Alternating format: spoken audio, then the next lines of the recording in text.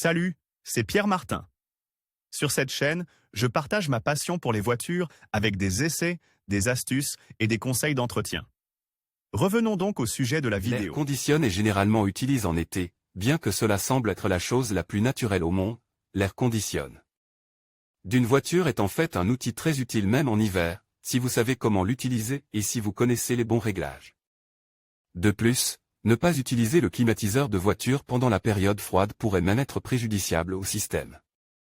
Découvrons donc ensemble comment utiliser la climatisation automobile en hiver pour en tirer des avantages importants, tant sur le plan économique que sur le plan du bien-être. Climatisation de voiture en hiver, avantages. Commençons par découvrir les avantages de l'utilisation de la climatisation en hiver. Tout d'abord, elle accroît la sécurité routière. On pense souvent que la climatisation automobile ne sert qu'à rafraîchir l'air en été, mais en réalité, elle est également utile pour déshumidifier l'intérieur de la voiture. Moins d'humidité dans l'habitacle signifie moins de vitres embuées et une visibilité maximale sur toutes les surfaces vitrées, des fenêtres à la lunette arrière en passant par le pare-brise. En outre, l'utilisation du système de climatisation de la voiture en hiver a également des répercussions positives sur les économies. En effet, le fait de le mettre en marche permet souvent de prolonger la durée de vie du mécanisme, alors que s'il reste inutilisé pendant des mois, il a tendance à s'user plus rapidement. C'est pourquoi nous vous conseillons de l'allumer pendant au moins 10 minutes au moins une fois par semaine, les joints et le compresseur seront ainsi toujours lubrifiés et vous réduirez les fuites de réfrigérant, ce qui vous permettra d'économiser des frais d'entretien. Climatisation d'une voiture en hiver, comment l'utiliser? Pour être sûr que le système fonctionne correctement, faut-il prévoir un entretien complet du climatiseur de la voiture?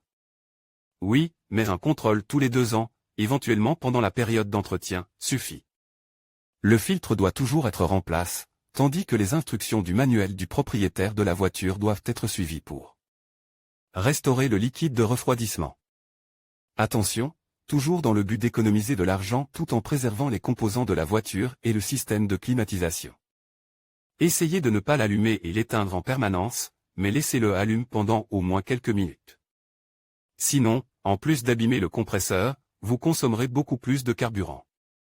Pour mieux utiliser le climatiseur lors des froides journées d'hiver, pensez à régler la température de manière à ce qu'elle ne soit pas excessivement plus chaude qu'à l'extérieur. Le changement de température que vous subiriez en sortant de la voiture pourrait vous causer des rhumes et des malaises tels que des maux de gorge et des maux de tête. Veillez également à ne pas diriger le jet d'air chaud directement sur la vitre s'il y a de la glace sur le pare-brise.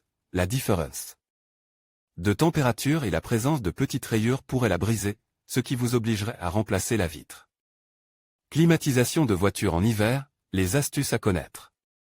Voici quelques astuces pour utiliser efficacement la climatisation de votre voiture en hiver. Tout d'abord, sachez que dès que vous démarrez le moteur alors que la température extérieure est à peine supérieure à 0, à partir de 5 degrés environ, le climatiseur ne peut pas fonctionner de manière optimale pour des raisons techniques. La raison en est que l'humidité de l'air pourrait endommager l'évaporateur, c'est pourquoi des capteurs entrent en action et bloquent le compresseur jusqu'à ce qu'il puisse fonctionner en toute sécurité. Cela s'applique aux climatiseurs automatiques, mais s'il s'agit de climatiseurs manuels, n'oubliez pas d'attendre quelques minutes avant d'allumer le ventilateur, afin que le liquide de refroidissement circulant dans le système puisse se réchauffer. L'astuce? En été comme en hiver, utilisez la fonction de recirculation, à désactiver lorsque vous devez désembuer les vitres, et maintenez à température réglée entre 20 degrés et 22 degrés, à peu près à mi-chemin entre le rouge et le bleu pour les modèles manuels. Publié dans Guide pratique.